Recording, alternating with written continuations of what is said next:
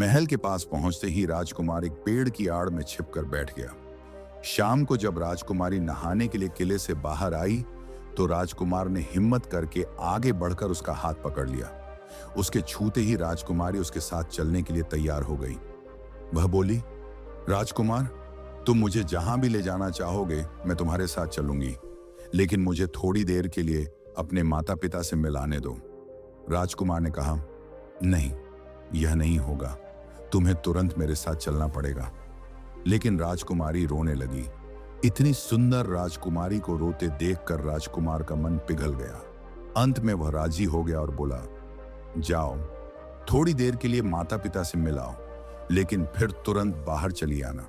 लेकिन राजकुमारी ने जैसे ही किले में पैर रखा, किले के पहरेदार जाग गए और उन्होंने राजकुमार को पकड़ लिया। राजकुमार बहुत पछताया, लेकिन अब क्या हो सकता था। सिपाहियों ने उसे अपने राजा के सामने पेश किया। राजा बहुत निराश था।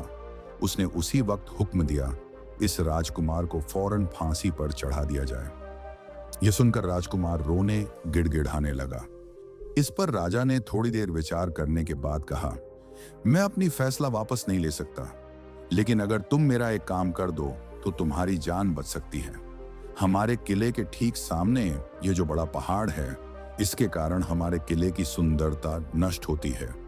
अगर तुम 8 दिन में इस पहाड़ को खोदकर साफ कर दो तो हम तुम्हें क्षमा कर देंगे और राजकुमारी का विवाह तुम्हारे साथ कर देंगे।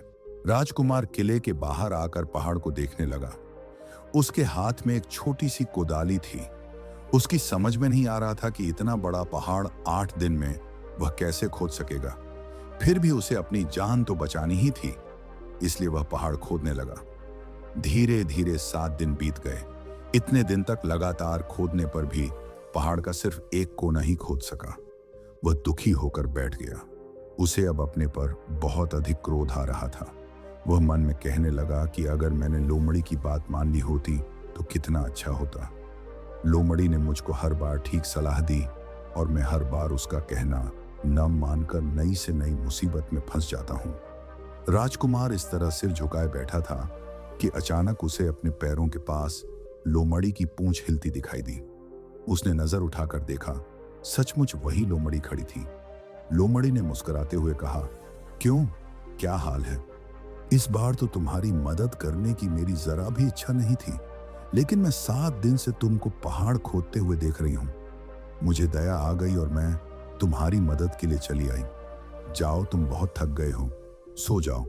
मैं थोड़ी ही देर में तुम्हारा काम पूरा कर दूंगी। इस बार राजकुमार ने तय कर लिया था कि अब वह लोमड़ी जिस तरह कहेगी वह उसी तरह करेगा। वह चुपचाप उठकर एक तरफ सोने चला गया। थोड़ी ही देर में उसे नींद आ गई। सुबह जब वह सोकर उठा तो उसे अपनी आंखों पर विश्वास नहीं हो रहा था। वहां कहीं भी पहाड़ का नाम नहीं था और महल का सुंदर दृश्य दिखाई दे रहा था। राजकुमार सीधा राजा के पास पहुंचा। राजा उसके काम पर बहुत खुश था। उसने तुरंत अपने वादे के अनुसार राजकुमारी के साथ उसका विवाह कर दिया। जब राजकुमार उस सुंदर राजकुमारी के साथ कुछ दूर चला तो उसे रास्ते में फिर वही लोमड़ी मिली। लोमड़ी बोली, बधाई हो राजकुमार, राजकुमारी के साथ तुम्हें देखकर मुझे बड़ी खुशी हो रही है, लेकिन अब तुम्हें सोने का घोड़ा और सोने की चिड़िया भी प्राप्त करनी चाहिए, क्योंकि वे दोनों चीजें तुम्हारे ही लायक हैं और तुम उन्हें आसानी से प्राप्त कर सकते हो। राजकुमार बोला, लेकिन भला मुझे सोने का घोड़ा और सोने की चिड़िया कैसे मिल सकती हैं? मैं तो इस राजकुमारी को भी उस राजा के लिए ले जा रहा हूं। लोमड़ी बोली, नहीं, तुम ऐसा काम कभी मत करना। इस राजकुमारी के साथ तुम्हारा विवाह हुआ है और यह अब तुम्हारी ही है। अगर तुम मेरे कहने के अनुसार काम करो तो तुम्हें सोने का घोड़ा और सोने की चिड़िया भी मिल सकती है। तुम पहले इस राजकुमारी को लेकर सोने के घोड़े वाले राजा के पास जाओ। राजा खुश होकर तुमको सोने का घोड़ा दे देगा। तुम घोड़े पर सवार हो जाना और सवार होकर सबसे विदा लेना। राजकुमारी से तुम सबसे बाद में विदा लेना। जैसे ही तुम राजकुमारी के पास पहुंचो, तुम उसे हाथ से पकड़कर घोड़े के ऊपर खींच लेना और घोड़े को दौड़ा देना। सोने का घोड़ा इतना तेज दौड़ता है कि दुनिया का तेज से तेज घोड़ा भी उसकी बराबरी नहीं कर सकता। जाओ, तुम पहले इतना काम पूरा करो। इसके बाद आगे का काम मैं तुम्हें बाद में बताऊंगी। मैं तुम्हें वहां रास्ते में मिलूंगी। राजकुमार ने ठीक वैसा ही किया जैसा लोमड़ी ने उससे कहा था। जब सोने के घोड़े वाले राजा ने खुश होकर उसे इनाम में सोने का घोड़ा दिया तो राजकुमार उस पर सवार हो गया और उससे विदा लेने लगा। अंत में वह राजकुमारी को उठाकर घोड़े को तेजी से दौड़ाता हुआ किले से बहुत दूर निकल आया। रास्ते में एक पेड़ के नीचे लोमड़ी उसका इंतजार कर रही थी। उसे देखकर लोमड़ी बोली, शाबाश, अब तुम सोने की चिड़िया भी प्राप्त कर लो। जब तुम सोने की चिड़िया वाले राजा के पास पहुंचोगे तो वह इस घोड़े को देखकर बहुत खुश होगा। तुम उससे कहना कि पहले सोने की चिड़िया का पिंजरा मेरे हाथ में दे दो, तब मैं यह घोड़ा तुमको दूंगा। जब वह पिंजरा तुम्हारे पास लाए तो तुम पिंजरा उसके हाथ से छीन लेना और घोड़े को दौड़ा देना। बस ऐसे चिड़िया तुमको मिल जाएगी और कोई तुम्हें पकड़ भी नहीं सकेगा। इस बार भी राजकुमार ने ठीक वैसा ही किया। वह राजकुमारी के साथ ही घोड़े पर बैठा रहा और जब राजा ने उसके हाथ में सोने की छिद्दिया का पिंजरा दिया तो उसने देखते देखते इड्डक मार दी और सोने का घोड़ा हवा से बातें करने लगा। कुछ दूर चलने पर लोमड़ी उसे मिली। राजकुमार ने उसे कहा, तुमने मेरी बड़ी मदद की है। तुम्हारी वजह से मुझे न सिर्फ सोने की चिद्दियां मिली बल्कि सोने का घोड़ा और इतनी सुंदर राजकुमारी भी मिल गई। बताओ मैं तुमको क्या इनाम दूं? मैं तुमको कुछ न कुछ जरूर देना चाहता हूं। लोमड़ी ने कहा, अगर तुम खुश हो तो मेरा एक काम कर दो। तुम एक तीर चलाकर मुझे मार दो। इस समय तुम यही सबसे बड़ा काम मेरे लिए कर सकते हो। राजकुमार ने कहा, भला ये कैसे हो सकता है? तुमने मेरी इतनी मदद की और मैं बदले में तुम्हें मार दूं? मुझसे यह नहीं होगा। यह सुनकर लोमड़ी बड़ी दुखी हुई और बोली, अगर तुम मेरा यह काम नहीं कर सकते तो फिर ठीक है, जाओ। लेकिन मैं तुम्हारी भलाई के लिए ही कह रही हूं कि तुम दो बातें जरूर याद रखना। एक तो तुम किसी कुएं की दीवार पर मत बैठना और दूसरे तुम ऐसे लोगों के लिए धन मत खर्च करना जिन्हें फांसी मिलने वाली हो। राजकुमार बोला, तुम भी अजीब हो। तुम्हारी बातें मेरी समझ में ही नहीं आती। भला मैं कभी कुएं की दीवार पर क्यों बैठूंगा और ऐसे आदमियों पर धन क्यों खर्च करूंगा जिनको फांसी दी जाने वाली हो।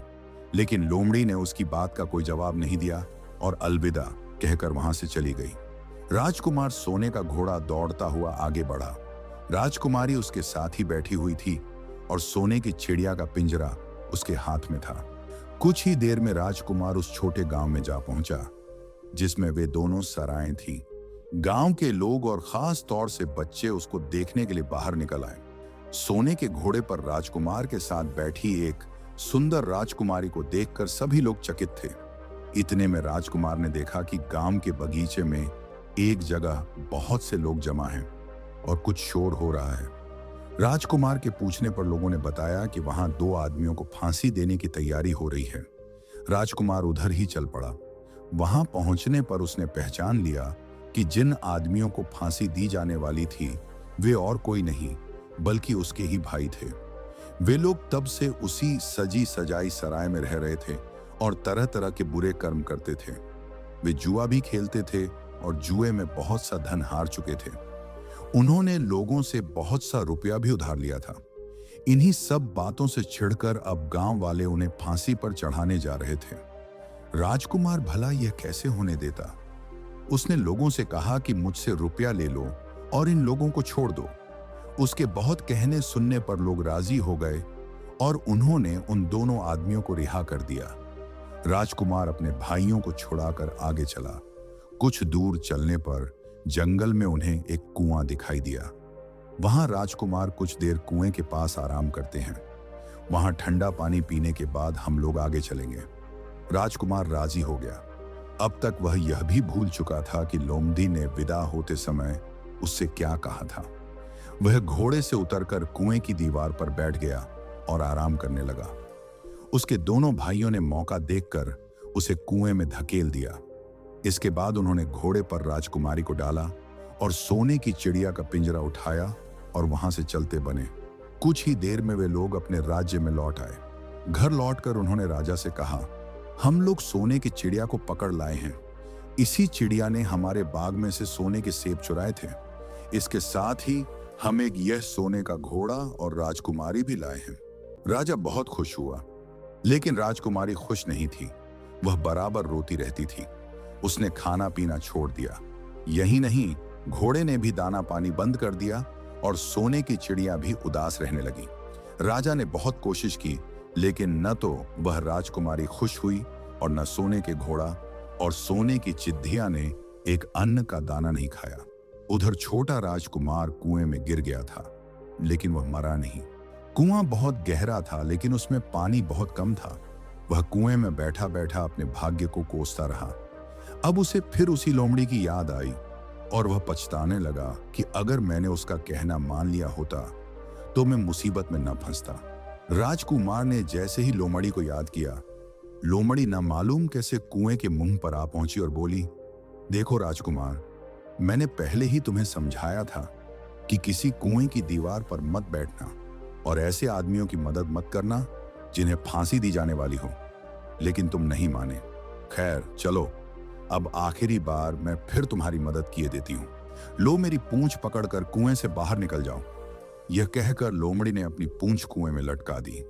देखते देखते पूंछ इतनी लंबी हो गई कि कुएं के पेंदे में पड़े राजकुमार के पास तक जा पहुंची। राजकुमार उसे पकड़कर कुएं से बाहर निकल आया। लोमड़ी ने उससे कहा, जाओ अब तुम अपने घर जाओ, लेकिन जरा होशियार रहना। तुम्हारे भाई तुम्हारी जान के दुश्मन हैं। वे लोग जरूर तुमको ढूंढ रहे होंगे। राजकुमार घर की ओर चल पड़ा। अपने राज्य में पहुंचने पर उसे एक भिखारी मिला। भिखारी को उसने अपने सुंदर कपड़े दान में दे दिए और उसके भद्दे पुराने कपड़े पहन लिए। इस तरह भेष बदलकर वह अपने किले में पहुंचा। वहां उसके पहुंचने पर एक बड़ी आश्चर्यजनक बात आई। सोने का घोड़ा खुशी से हिनहिनाने लगा और दाना खाने लगा। सोने की चिड़िया भी अपने पिंजरे में खुशी से फुदकने लगी और गाना गाने लगी। राजकुमारी ने अपने आंसू पोंछ डाले और वह भी खुश दिखाई देने लगी, लेकिन राजा की समझ में कुछ नहीं आया। उसने राजकुमारी से इसका कारण पूछा तो वह बोली, मैंने तो पहले ही आपको सारी कहानी बता दी थी। आपके बड़े और मंझले राजकुमार ने छोटे राजकुमार के साथ धोखा किया है। इन्होंने आपको भी धोखा दिया है, लेकिन अब आपका छोटा राजकुमार यहाँ पर आ पहुंचा है, इसीलिए मुझे बहुत खुशी हो रही है। उसी के साथ मेरी शादी हुई है और मैं उसके साथ ही सुख से रह सकती हूँ। फिर उसने मैले कुचैले कपड़े पहने एक आदमी की ओर इशारा करते हुए कहा, वह रहा आपका छोटा राजकुमार। राजा ने भी अपने छोटे लड़के को पहचान लिया। अब राजा ने अपने छोटे बेटे के बारे में अपने विचार बदल दिए। अब वह उसको बहुत समझदार और बहादुर मानने लगा और उससे बहुत अधिक प्यार करने लगा। उसने उसको राजगद्दी पर बिठाने का निश्चय किया। बड़े और मंझले राजकुमार ने अपने छोटे भाई को ही धोखा नहीं दिया था, बल्कि राजा को भी धोखा दिया था। इससे राजा उनसे बहुत नाराज था। उसने उन दोनों को अपने राज्य से निकलवा दिया। इसके बाद बड़ी धूमधाम के साथ राजकुमारी के साथ राजकुमार का विवाह हुआ और दोनों सुख से रहने लगे। लेकिन राजकुमार उस लोमड़ी को नहीं भूला था जिसने उसकी सहायता की थी। एक दिन समय निकालकर वह जंगल में उस लोमड़ी की खोज में निकला। बहुत ढूंढने के बाद एक पेड़ के खोखले भाग में उसने उस लोमड़ी को चुपचाप बैठे हुए देखा। लोमड़ी बहुत उदास थी और पहले से बहुत ज्यादा दुबली भी हो गई थी। राजकुमार को देखते ही लोमड़ी ने उसे पहचान लिया और कहा, कहो राजकुमार, आज इधर कैसे आना हुआ? राजकुमार ने कहा, मैं आज तुम्हें ही ढूंढने के लिए आया हूं। चलो मेरे बाग में आराम से रहना। वहां तुम्हें किसी तरह की तकलीफ नहीं होगी। यहां तो जंगल में तुम्हें खाने पीने की तकलीफ होती होगी और जंगली जानवरों और शिकारियों का डर बना रहता होगा। लोमड़ी ने कहा, नहीं राजकुमार, मैं यहां ठीक हूं और भला अब तुम्हें मेरे दुख से क्या लेना देना? तुम्हारा काम निकल गया, अब तुम सुख से अपने राज्य में रहो। राजकुमार बोला, नहीं, तुमने मेरा बड़ा उपकार किया है। मैं तुम्हें इनाम देना चाहता हूं और अपने साथ ही रखना चाहता हूं। राजकुमारी भी बहुत खुश होगी, वह भी तुमसे मिलना चाहती है। लोमड़ी बोली, अगर तुम सचमुच मुझे इनाम देना चाहते हो तो मेरा एक काम कर दो। मैंने तुमसे पहले भी कहा था कि तुम तीर चलाकर मुझे मार दो, इसी से मेरा लाभ होगा। असल में एक जादूगर ने मुझ पर जादू कर रखा है। मैं लोमड़ी नहीं हूं, मुझे उसके जादू के प्रभाव से लोमड़ी के रूप में रहना पड़ रहा है।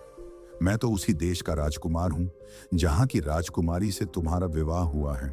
असल में वह राजकुमारी मेरी छोटी बहन है। अगर तुम तीर चलाकर मुझे मार दोगे तो इस जादू से मुझे मुक्ति मिल जाएगी और मैं फिर अपने देश लौट सकूंगा। राजकुमार को यह सुनकर बड़ा आश्चर्य हुआ। उसने फौरन अपने धनुष पर तीर चढ़ाया और लोमड़ी की ओर छोड़ दिया। तीर के लगते ही लोमड़ी मर गई और उसमें से एक सुंदर सा राजकुमार निकल आया। फिर दोनों राजकुमार आपस में गले मिले। इसके बाद दोनों राजकुमार वापस महल में लौट आए। वहां राजकुमारी अपने भाई से मिलकर बहुत खुश हुई।